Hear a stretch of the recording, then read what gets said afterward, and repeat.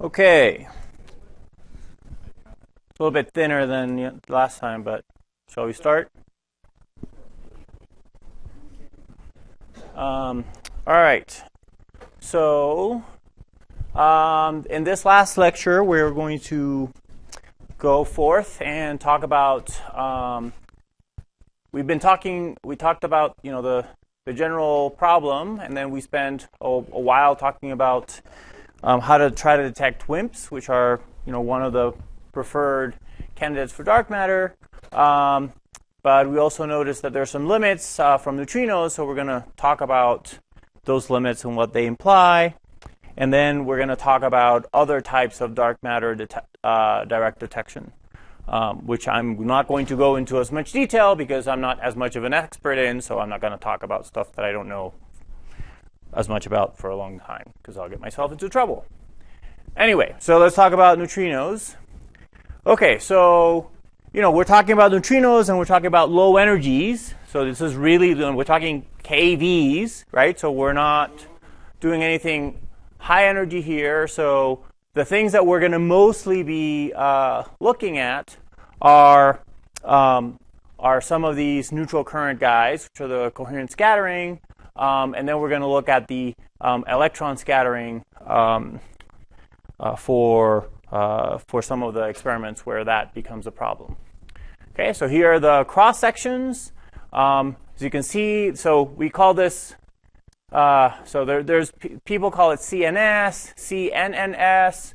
There's all sorts of different names for it. I actually should have gone through my presentation to make sure what I call it. But so there's trying to be some explicitness on this. So this is called Coherent Elastic Neutrino Nucleus Scattering, or CEVNS. So yes, I did not come up with the acronym. You can blame other people for that. Anyway, this thing is, orders of magnitude higher than these other cross sections, and so this is the one that we're going to be looking for. And it also interacts with the nucleus, so it looks just like a WIMP recoil. So where do these neutrinos come from? So the biggest the biggest ones are from the sun and from atmospheric neutrinos. We also have from diffuse supernova. There are also neutrinos that are coming at us from the center of the Earth, from reactors, from our own detectors. And when supernovas go, they release a bunch of neutrinos. Now, these are not really a background because they're a burst, and if we see them, that would be awesome, right? But I thought I'd put it on the list just in case. Okay, so the sun is going. It's, we have the solar, all of the solar interactions going. I'm not going to go into a lot of it.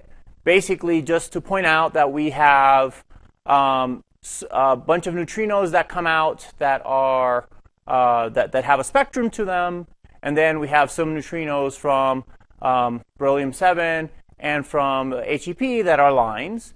The ones that we're going to care the most about from the solar point of view are these guys, are going to be the dominant coherent neutrino 7's background. And then these lines will make a role when you go to really low thresholds. And for things like xenon and really big detectors, those become an issue too. So we'll go into those as we go along. So then we have diffuse supernova background. So, supernova are going off all over the place, and they're releasing neutrinos, and they wash all into each other, and they create this background of neutrinos floating through space. And so you have to take those models, which obviously are astrophysics, so they have a lot of uncertainties, and kind of figure out what the spectrum of that looks like and how much we get. And I'll show you the curves from that. Then we have cosmic rays whacking into our atmosphere, and those create neutrinos. And so we have the fraction of each neutrino flavor below an energy of 100 MeV. And so we, looking for different types of reactions, what you get. And so you have some amount of neutrinos that are coming into the surface, going through our lab. And then on the other direction, we have neutrinos coming from the center of the sun. Now, it turns out that the energy is very low. These are pretty low in energy, and the rate is, at these energies, the things that are important are the solar neutrinos, and those are much higher flux here on the lab. So we're going to ignore those. And then there are neutrinos from reactors, and we're going to assume that if you're doing a dark matter detector, you're not going to put it right next to your reactor. So as long as you're far away from the reactor, the flux is low enough that it can be safely ignored. Okay? But that's just to give you an idea of where neutrinos can be coming at that you could potentially see. Okay, so if we plot now the solar, the atmospheric, and the diffuse supernova background neutrinos, this is what you get. So all of these guys here are solar neutrinos. Okay, here's the, let's see, so here's the boron 8 guy, which is really big. And then here are the other stuff that'll come into play. So here's the beryllium 7 stuff. These guys are the atmospheric neutrinos, so you see that they dominate in a very narrow range, so they're not a major component, but they do cause some change in the spectrum that one can look for. And again, these are the ones that have the biggest error bars on them, so it's totally possible that this goes up and down by some amount and that the spectrum isn't exactly what it is. So these are calculations. And then these are the atmospheric neutrinos, which go up to much higher energy.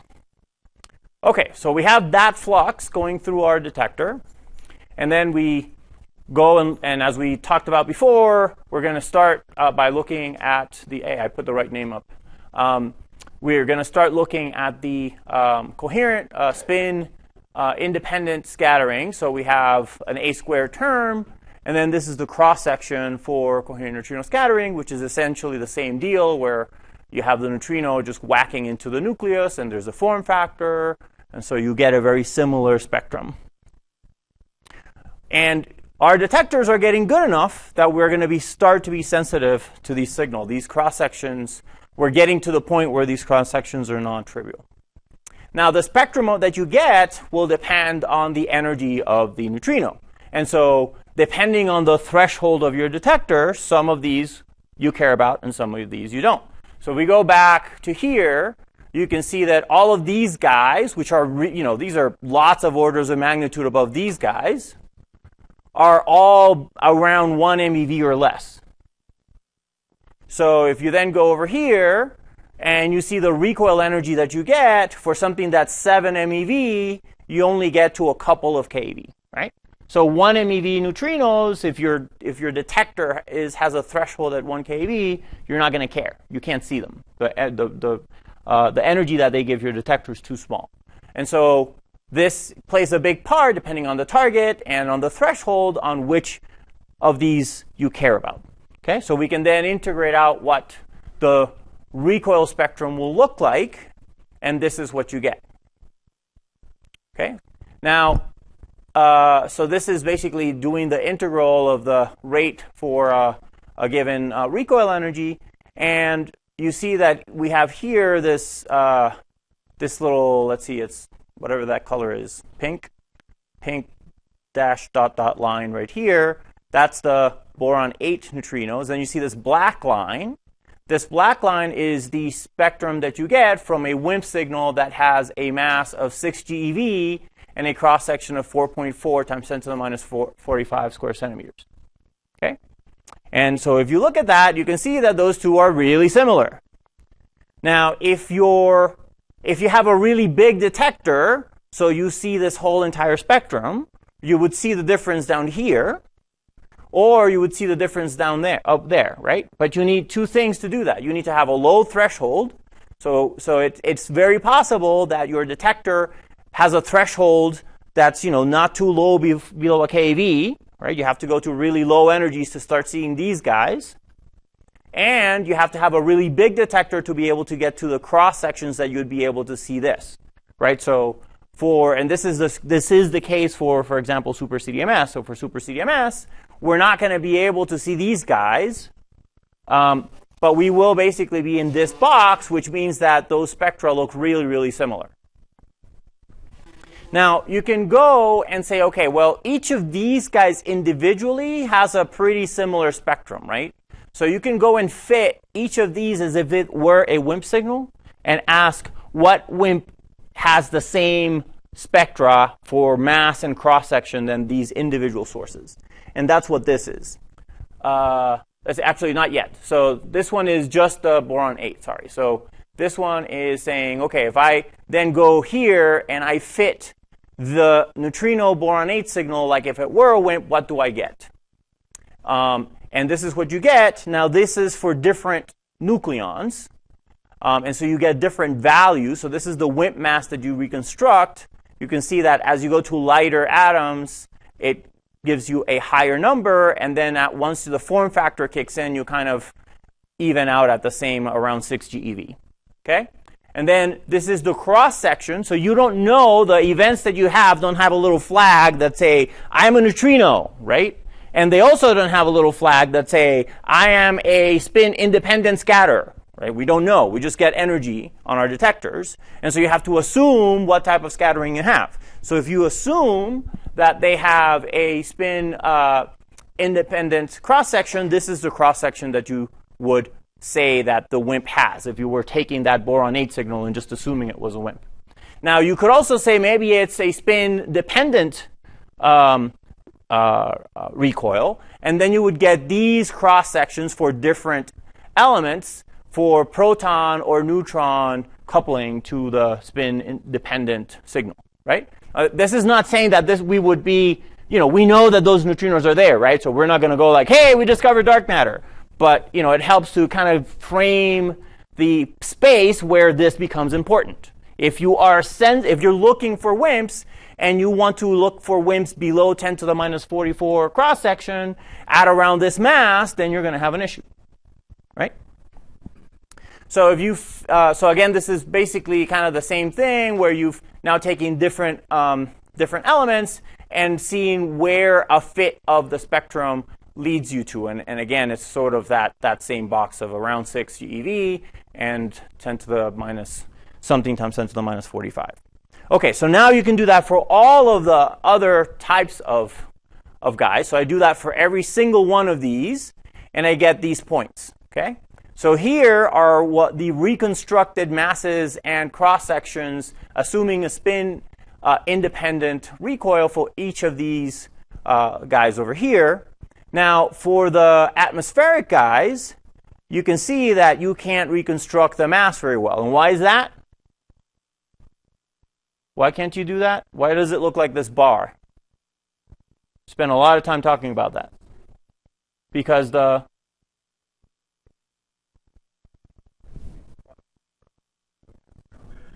so there's a degeneracy, right, between cross-section and mass because of the form factor at higher masses. So that this is a target thing. It's not a dark matter thing. So it doesn't matter what is whacking into your target. You have the same problem, right? So you can't tell from the spectrum which mass it is. You're taking a spectrum. You're trying to say what WIMP masses would fit that spectrum that I got, right? If you didn't know they were atmospheric neutrinos, and so you would have this degeneracy in the masses. And then here there's a little bit of degeneracy, but not as bad, and then you have a fairly good fit for these other guys.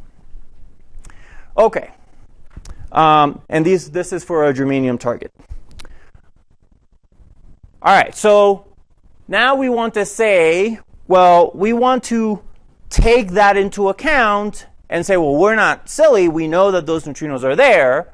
So what we want to gauge is how are those going to impact my search for the actual WIMPs, right? So I'm going to look for WIMPs, and I might start seeing neutrinos.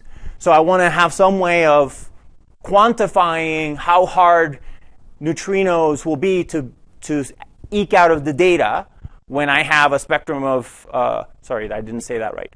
I want to know how hard it will be to eke out my WIMP signal if I have some excess on top of my neutrino signal. Okay?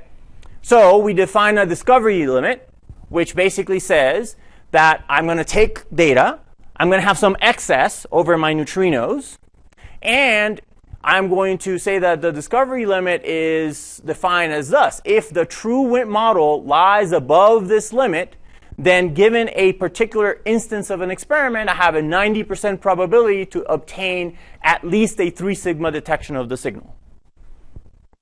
Does that make sense? So I have my neutrino signal like this, and then I have some small deviation, maybe, because I have this WIMP signal that looks like that, so my data actually looks like this. And I'm going to say I'm going to fit my data with a neutrino plus WIMP model, and I want to know how close to the neutrinos does this have to be so that 90% of the time I can still detect it at 3 sigma. When if it's down here, it's not going to happen, right? If it's up here, then it'll be all the time.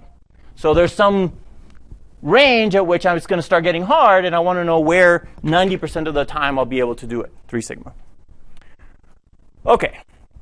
So I define a likelihood function, which has the cross-section, the neutrino flux, the number of events that I get for that particular model, the number of neutrino events that I get over all the species here all the different solar and atmospheric species. I have the distribution of the WIMPs. I have the distribution of the neutrinos for each of the neutrino species. And then I have some uncertainty in the neutrino flux. And this is where things are going to really matter, because if I have something that looks like that's my expectation, and I get something that looks like this, and I say, hey, I discovered WIMPs, I could do that, but if my error bar on the flux is this, then I can't, right? So the uncertainty on that flux is very important. So using a likelihood ratio test, we determine what cross-section of WIMPs can be detected at 3 sigma or better 90% of the time. So when you do that, this is what you get. So these are WIMP discovery limits, each of these lines. So this is mass, and this is the spin-independent nuclear cross-section. So each of these lines is what is the, above that line, 90% of the time, I will be able to get a 3 sigma detection on a WIMP. Yes?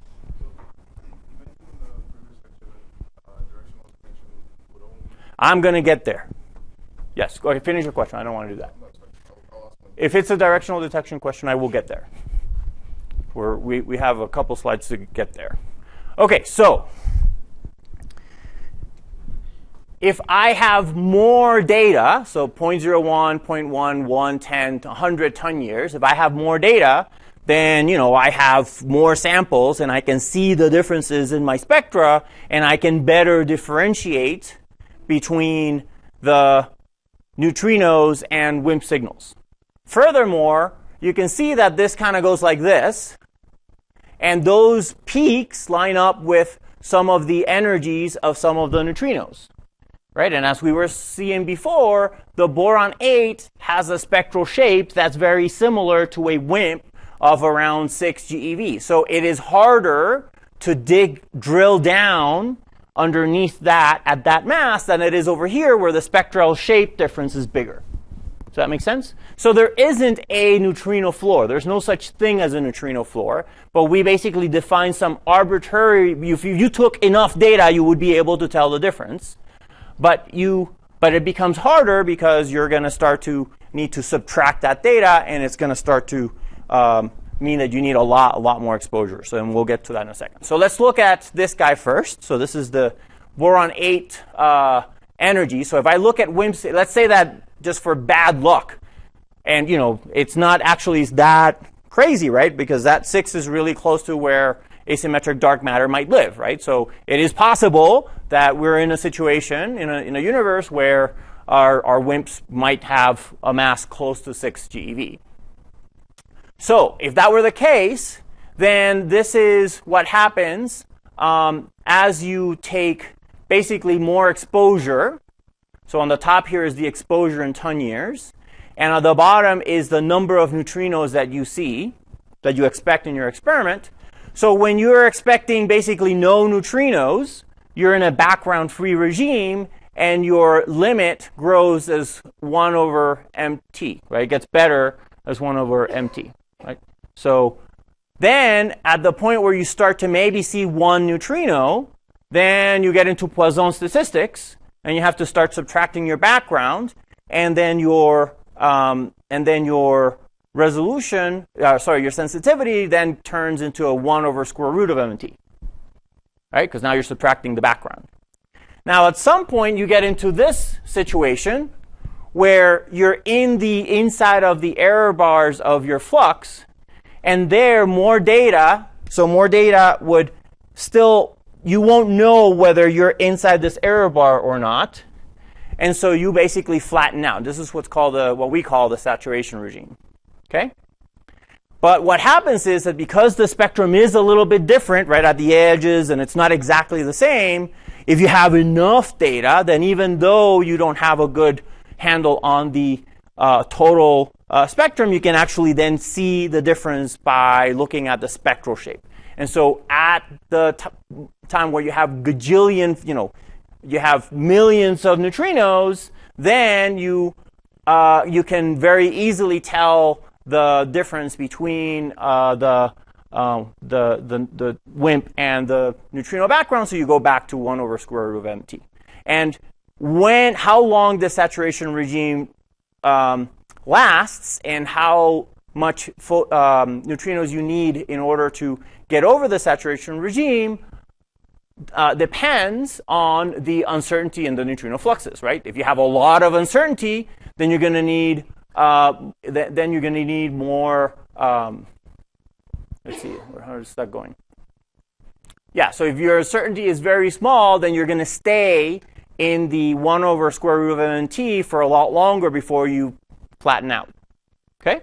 So better uncertainty in the neutrino fluxes allows you to stay at the square root of MT for longer. Yeah? Is another way of thinking about this just to say that in the beginning you're pretty much statistics dominated uncertainties, but then as you get further along, then you're systematics dominated? Yes, so this is systematics here, and then you get back to statistics once the accuracy of your measurement is big enough that you can separate the two apart. Right? Yep. So you've been talking about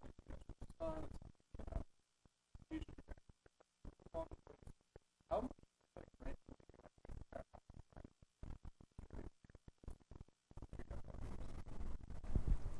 You mean like neutrino, like radioactivity, neutrinos from radioactivity like in yeah, it's so first of all, remember that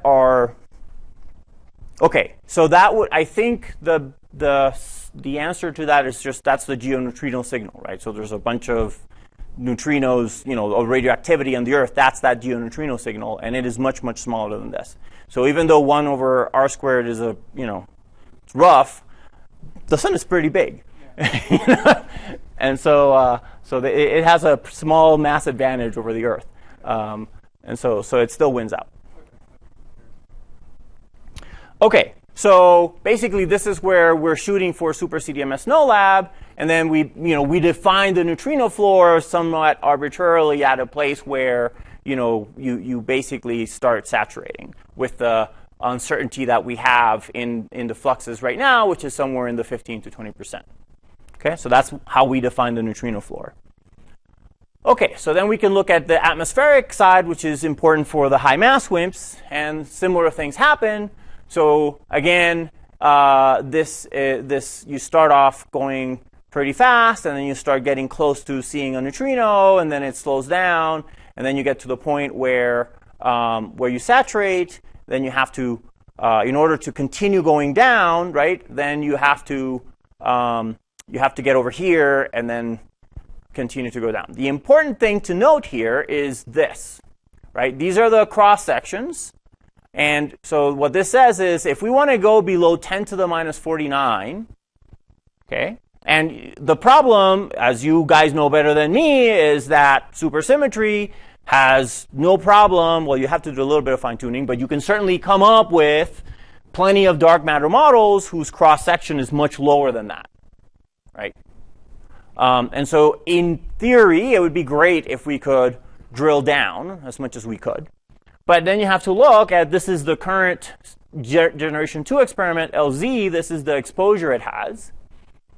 If we wanted to think about, they go an order of magnitude bigger, that's D3. That's going down from, 10 to the minus 48 to, 5 times 10 to the minus 49 or so. So, okay, that might be doable. But then when you get to 10 times bigger than that, you go from 5 times 10 to the minus 49 to 4 times 10 to the minus 49. When you're here, adding a 10 times, and this is, so this is 7 tons. So, and I think this is sort of like 20 tons. So this is hundreds of tons of xenon, and you're in a rough spot, right? So this is the problem. So it's not that it is an actual floor, it's just that practically it gets really hard to get over that hump because you need a lot of mass and a lot of exposure. So anyway, so that's sort of where the neutrino floor at the high mass is. So if you look at this, I can kind of say, okay, well, this line here is sort of what the G2 exposures would be. So that's kind of where the neutrino floor is for LZ, and that's maybe what we'll get for a bigger experiment. And then super CDMS is kind of around here, and maybe if we made our stuff bigger, it will kind of go down to there, right? So getting down here is not impossible. It is just very hard because of this. And then we'll get to the, how do we get around it in a minute. Okay. So the actual discovery limit that this is kind of a technical, so I'm not going to spend a lot of time on this. Basically, because we have such a large range, we have to make the assumption that we have different experiments with different thresholds, because an experiment that's looking for a high mass is not going to want all of those boron 8 events if you're looking for 200 GeV WIMPs anyway. And so you basically have to kind of stitch it together to get the overall limit. But this is just a technicality, so I'm just going to glance over that. Okay, now the actual curve that you get depends on the target, because targets have different responses, and so they will assume a neutrino signal is a WIMP of a different mass, right? So we went ahead and calculated what the neutrino floor is for these different targets. And then when you have composite targets, then you have multiple different form factors playing with each other. And so then you get things like this. Okay? And when you have things like bubble chambers that don't have energy resolution, then you get to a point where you go flat. So we took all of those things into account to come up with what the different neutrino floors would look like for different targets that people use in dark matter. And we also said, well, maybe you assume that what you're seeing is spin dependent, and so you can then do the same thing and plot, as we showed this before, plot the spin dependent interpretation of the neutrino spectrum and what that would imply if you're looking for spin dependent WIMPs in this plane, right? Okay. Any questions on that? Yes?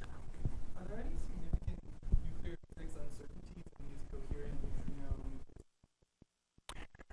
So that is so the answer is yes, and how important that is will depend on who you ask. If you ask a neutrino nuclear physicist, they will say it's very important. So coherent neutrino scattering has never been detected. So for some people, that is a humongous deal. It is a completely new channel of nature that we have not probed. It might be different. It might be the key to understanding what's beyond the standard model. When you look at what you're doing, it's unlikely that that's where the key is going to be, but we could be wrong. So measuring it is certainly very important. There are other things that come into play. You have to know, these form factors have to deal with like the skin depth of the neutron and, all this nuclear stuff.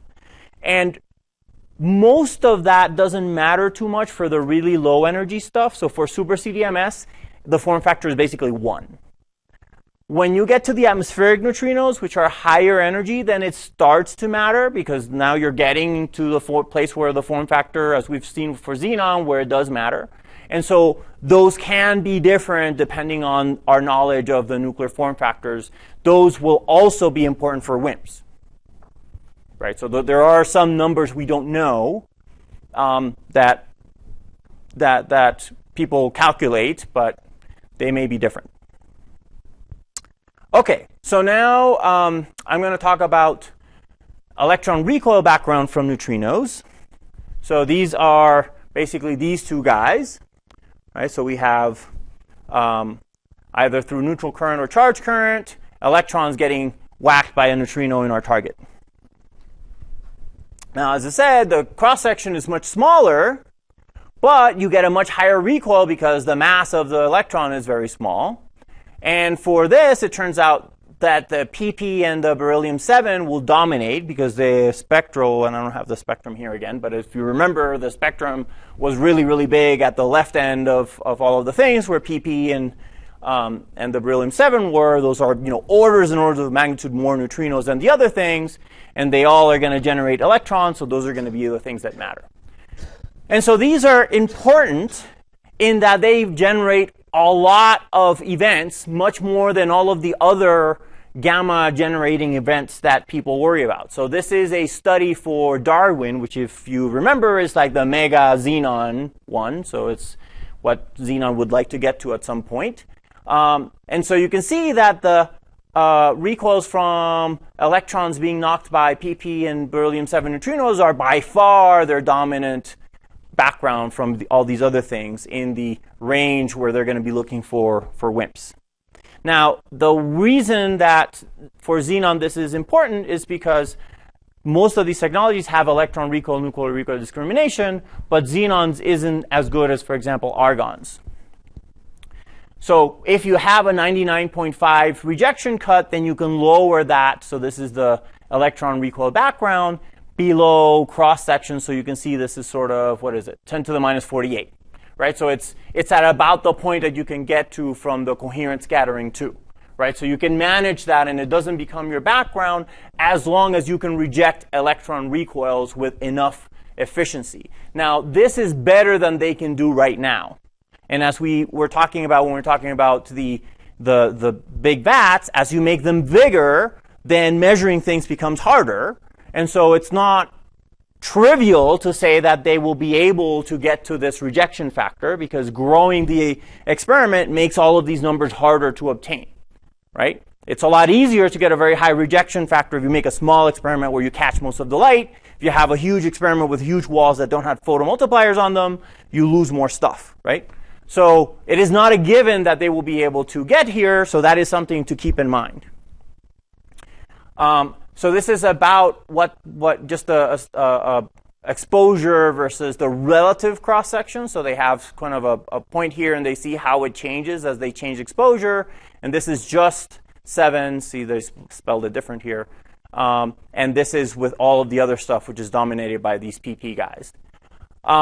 If you then say, well, what if they don't get that rejection? See, they're assuming 99.98 rejection. If they don't get that, this is what Lux gets now. And this is what Lux gets now, and this is what they want to get to. So it's about a factor of 2 or so. And again, as I said, it's not guaranteed that they'd be able to get this because they're going to grow from Lux, right? They're going to be 100 times Lux, so it might not be that easy to even get here. So that's just something to keep in mind, that that PP electron recoils from solar neutrinos could end up being a major background for these really large guys. Okay.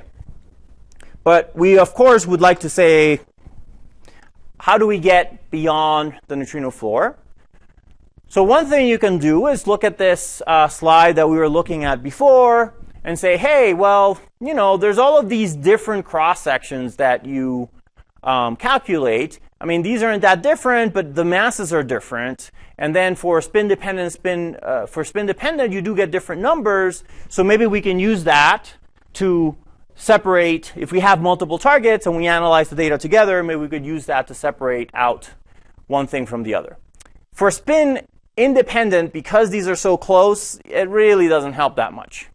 So here are curves of what you get, and like there's a red curve in there that's just xenon, and then there's a blue curve that's xenon plus germanium, and then xenon plus germanium per silicon. And you see, you can't really make it much better. It basically stays where it is. You gain a little bit here, but it's not worth really. So you can't really do a lot in spin independent with this idea.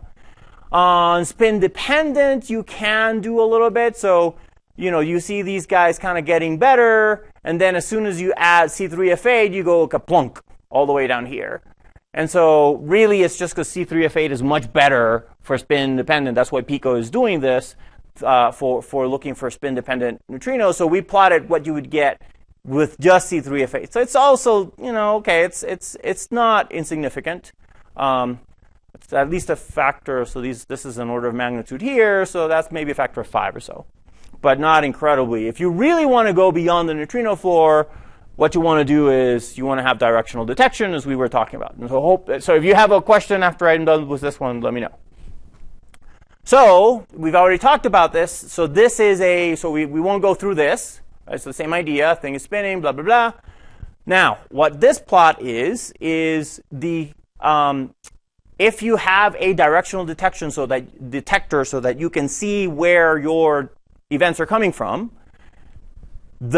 at low energies, when you're looking for low energy WIMPs, your biggest neutrino background is from the sun. And the sun is somewhere in the sky at any given time of the day, which is not in general aligned where Cygnus is, which is where the WIMPs are coming from. So you have two different moving targets in your system that are giving you different directions. And so these red lines are at different hours of the day across the year where the sun would look to be coming from. This is azimuth and altitude. And then this blue band here is where the WIMPs would be coming from. And so you can see that at all times in the year, they're separated by some amount. They never actually overlap, which is great. Didn't have to be that way, but that's the way it went. And so here is a simulation where we take different energy bins, so from 0 to 1.6, from 1.6 to 3.3, and from 3.3 to 5. So if you take those energy bins and you show where the sun, where you reconstruct the sun to be and where you reconstruct a WIMP to be, you can see that you can tell them apart. Definitely at these energies, you can definitely tell them apart. And this is the maximum separation. So this is when the sun and the WIMPs, the sun is way over here, the WIMPs are over here, and then this is when they're the closest. Right? Okay, so you can do that.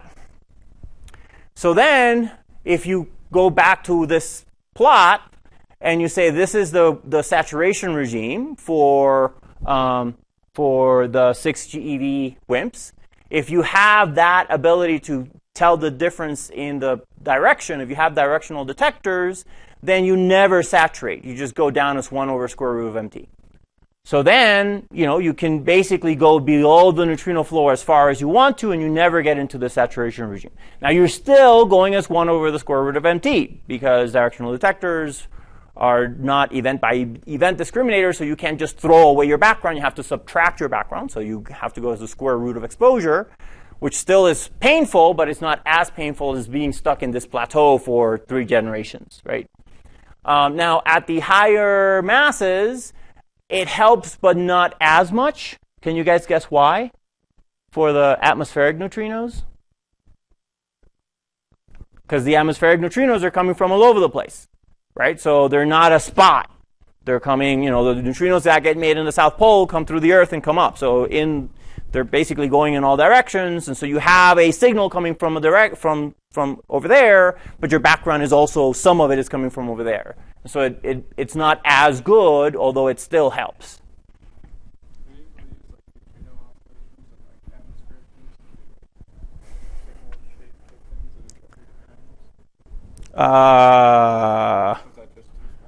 Yeah. I mean, remember we were talking about these directional detectors being a meter cube, right? And the things that do what you say are kiloton experiments. So yeah, that's just no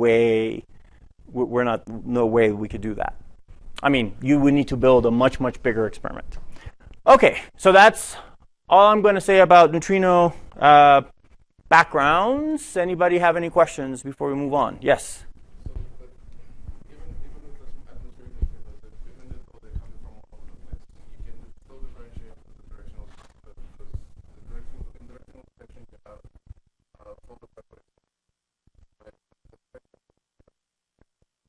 Yeah, and that's what this shows, right? So this shows that you do better.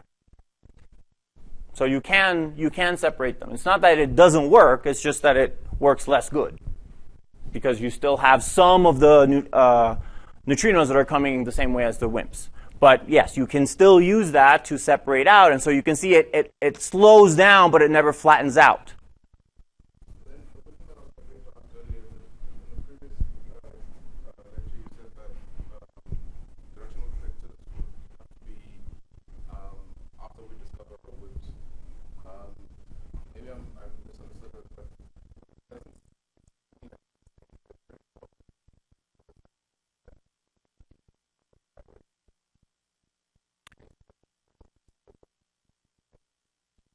Yeah, I mean, it's a matter of what do you do with the I completely agree. So the statement is, this is very important. We should not give up on directional detectors. That's a totally valid statement that nobody will disagree on. It's just a matter of priorities and money. It's like, if it'll take 20 years to build a directional detector that can get here, do you want to wait 20 years, or do you want to fund the one that can do it in 5 years, get to the neutrino floor, see if we see something, so we don't know if WIMPs are right around the corner, and then build the directional detector? That's the choice you need to make. It's not that if I go like this, we'll have a directional detector tomorrow, right? They're still R&D, they're working on it, you know. Sure, but that is happening. I'm not. Directional detectors are very actively being pursued. It's not that they are not being funded. It's just that they are funded at the R&D level, not at the we're going to make a major dark matter experiment right now with a directional detector. It's good? Okay. Let me take a drink of water.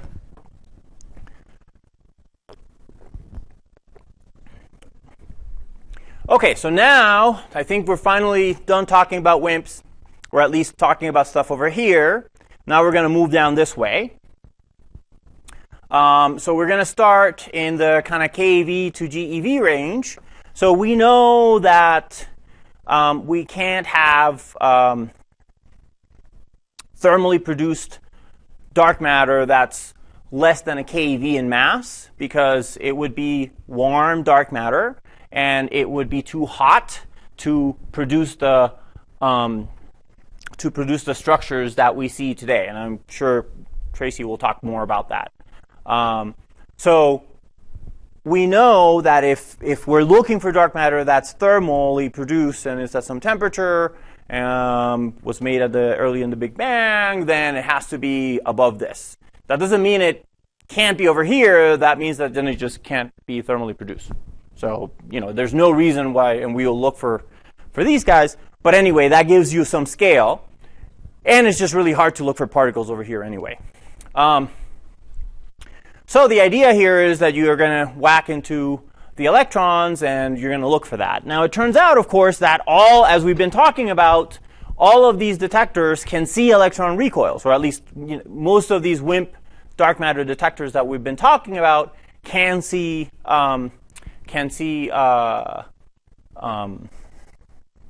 these guys. And so, oh man, I changed. Yeah, what happened to my little germanium line? Went away. Okay, there's supposed to be a little line right here. I don't know why it's not showing up. That shows you what you could do with a germanium detector. So this is cross section, and this is mass. Hmm?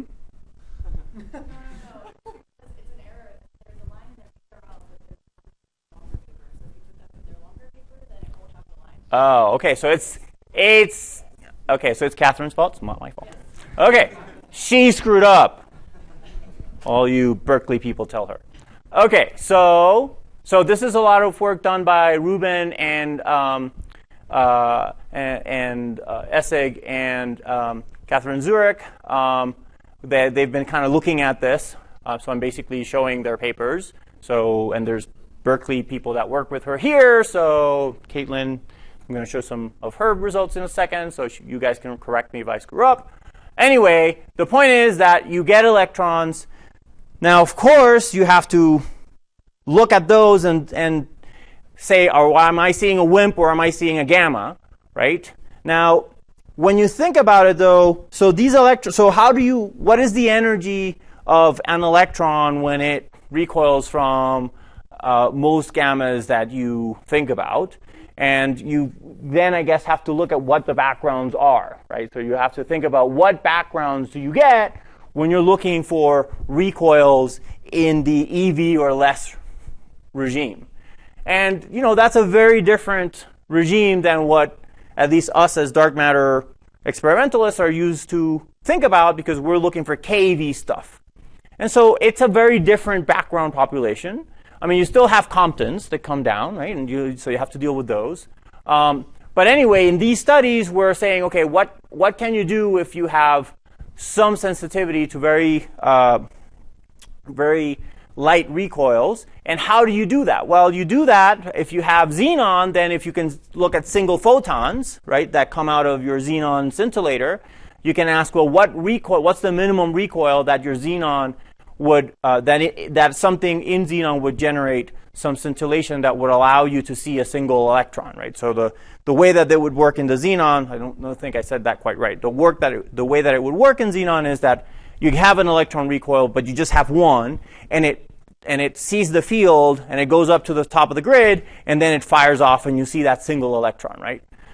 In germanium, you have a gap, and so you ask, well, what's the energy to take an electron that, in this cold cryogenic system and pull it above the gap into the conduction band, and that gives you the energy scale.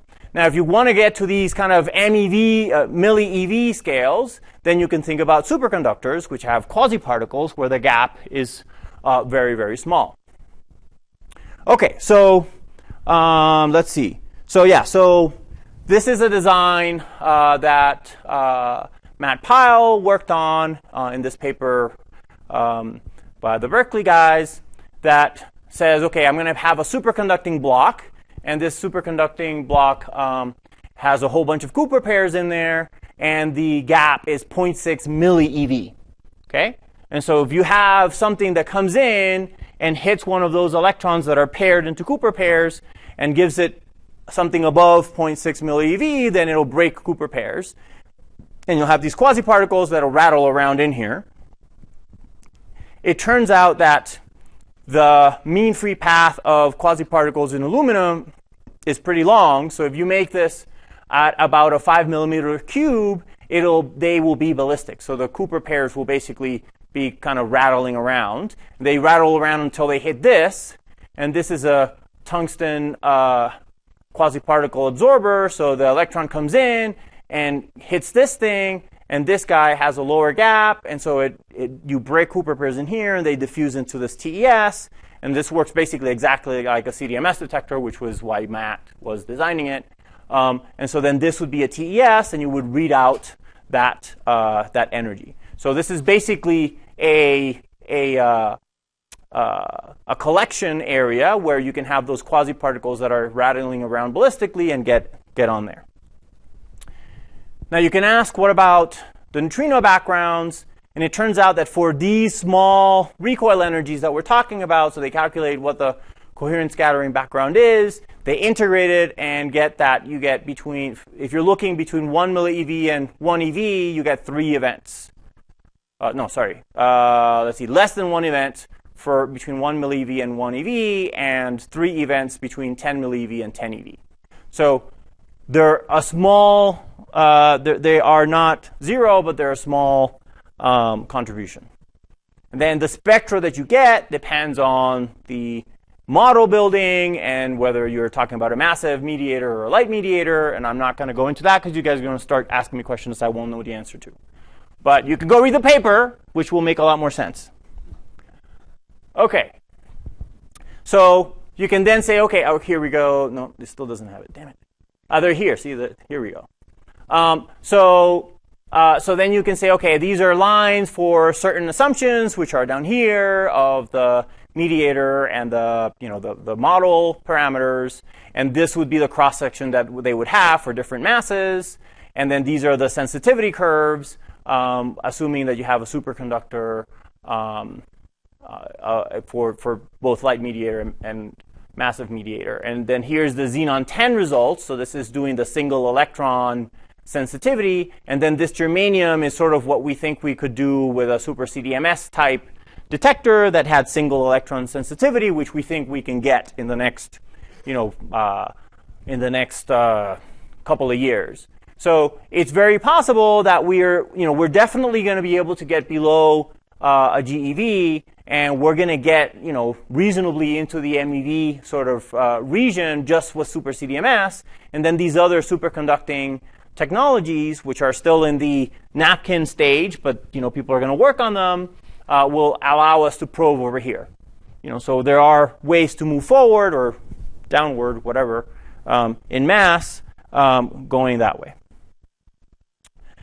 So this is not electron recoils, but it was really cool, so I wanted to show it, and one of the authors is sitting right over there.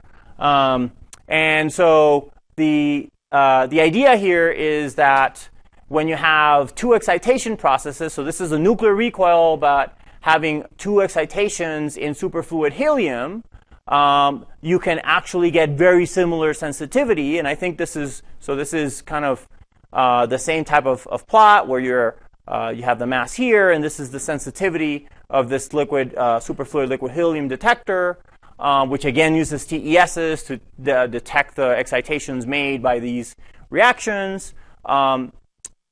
The interesting thing here is that it is a nuclear recoil, right? So this, I think, then changes the types of models that you can look for. So we're opening, we have multiple channels to look for dark matter. If dark matter happened to be this type of light dark matter, it'd be really nice to be able to see it interact with electrons, see it interact with neutrons, and that will help a lot to determine the parameters, right? So I think that's very cool. Okay. I don't know if you guys, some of you guys watch TV and you say that, but wait, there's more. So, with the purchase of a WIMP dark matter experiment, you get at no extra charge searches for all of these things, right? So as we, as in all of these experiments, they're getting very, very big, and we have a lot of grad students and they need something to do once you get data. So, you can come up with a ton of different things that you can say, hey, I have this data set, and I don't need to necessarily assume that I'm talking about a WIMP. There's a lot of other models that I can go look at this data and try to either look for a signal or disprove, right? So I will just point that out, that these detectors, as they get bigger, they will have a rich set of physics that they will do, and a lot more things that we'll be able to look for than just WIMPs. Okay, so now in the last couple of minutes, I'm going to talk about axions. These are my axion waves coming out of my dragonfly. I just like that picture. Okay, so these are some slides taken from Sujit. As you can see, people at Berkeley are totally into all of this very light dark matter stuff. So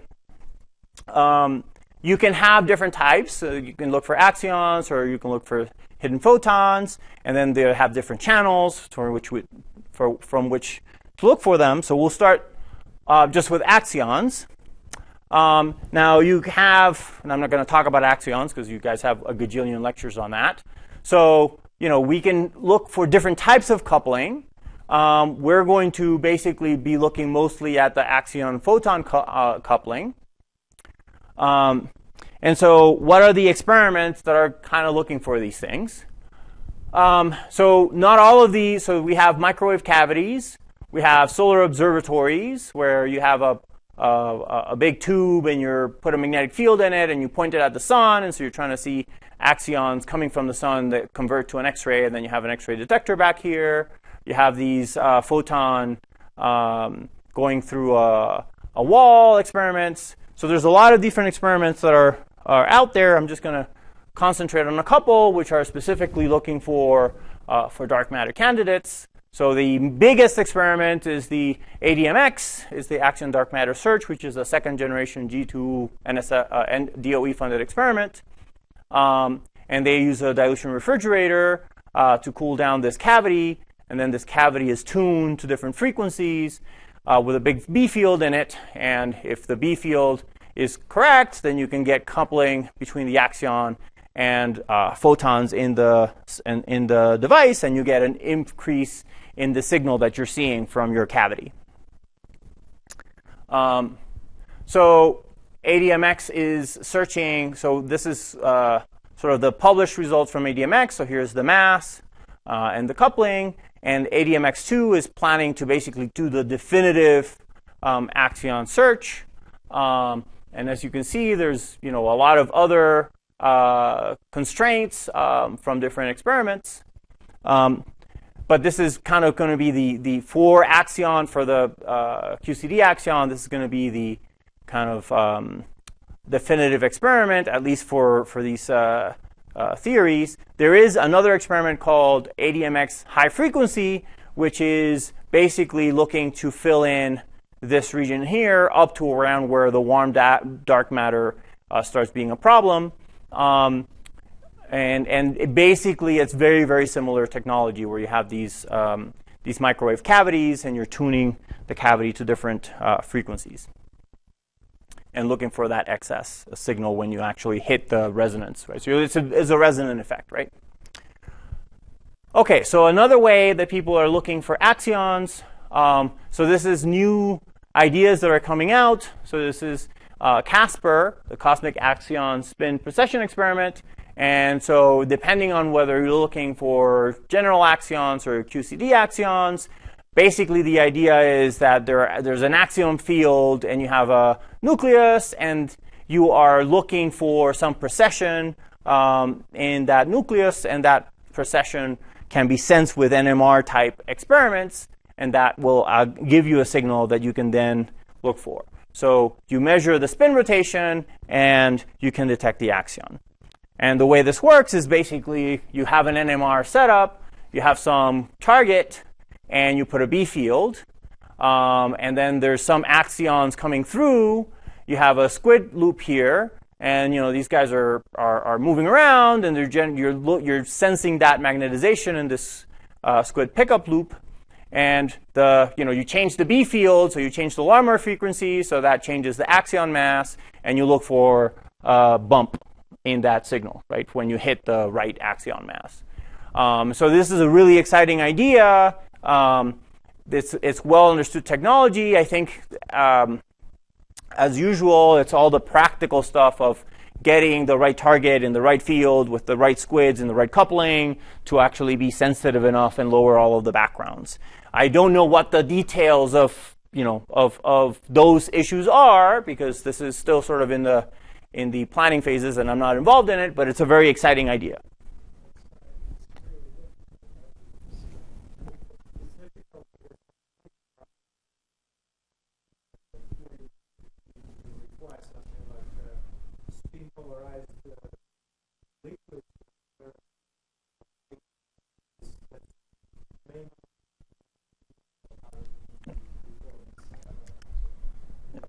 Yeah, I mean, I think there's a couple of these ideas that are great ideas that, as usual, it's very hard to come up with a great idea that you could do tomorrow, because those are usually obvious and somebody else would have done it already. So great ideas are still great, but yeah, they tend to be that way, where they're very hard to get to. So here's what they think they can do in terms of their sensitivity. So, they're not going to get here yet, but at least it's a start. This is for general axions, and then they have a similar plot for QCD axions. And so here, at least in a phase 2 experiment, if they were able to make it work, then they would be able to cut out some of that region. Then a different experiment, this time looking for hidden photons or heavy photons, is the dark matter radio. So the idea here is it's kind of a similar kind of thing. So you have an LC circuit in here, and you put it in a superconducting shield. Now, a photon field is an electromagnetic wave, and so if you have an LC circuit that's tuned to that frequency, you're going to resonate that circuit, and you would get a signal. But if you put it in a superconducting shield, then the electric field doesn't penetrate, and the LC circuit won't resonate because there will be no field there. But if what we're talking about is a dark photon, that dark photon doesn't care about superconducting shields, and it goes right through it. And so if you had a properly shielded LC circuit that was tuned to the right frequency and it was pointed in the right direction so that it would couple to this electric field, you would see it start to resonate when you got it to the right frequency of the hidden photons. And it would be great because, you can kind of move it around and you can turn it on and off. And this is a very coherent thing, so you could build one here and one in California, and they would be resonating in phase, right? And so if this is one of those things where actually the axion searches are similar. If the problem is that you don't know what the frequency is, if you found it and you did that signal, in a year it would be a junior lab experiment. Right? It's like if you knew the frequency you were looking for, you could see the signal it wouldn't be that hard, right? It's just that you don't know, so you have to scan, and you can't spend too much time on any one frequency because we want to cover parameter space, and that's what makes it hard. So this is another idea, and so this is a slide I stole from Jeremy that shows sort of a large region of masses. And so you have these dark matter radio stuff. You have the direct detection. There's this dish focusing that I didn't talk about. And so you can cover a lot of these potential dark photon possibilities below all of these excluded regions already. OK, so I think that I am going to stop there and say that, the next 10 years are going to be very exciting. We have second generation experiments coming on. We have many orders of magnitude of unexplored parameter space, both at the hundreds of GeV and at the, below 10 GeV space that are going to be covered. There's the ADMS is going to do the definitive Axion search. There's all of these other interesting ideas for more exotic forms of dark matter that are starting to that are starting to be developed. And I think that'll work really well because we may find dark matter, in a couple of years, and then everybody will focus on that. But if we don't, the field is kind of broadening out to more and different ways of detecting dark matter. And you guys working on new ideas of how we can, what dark matter can be and helping us to figure out how we can detect it. I think this field is actually a very vigorous and an exciting place to be over the next, decade or so. Okay, I'm gonna stop there.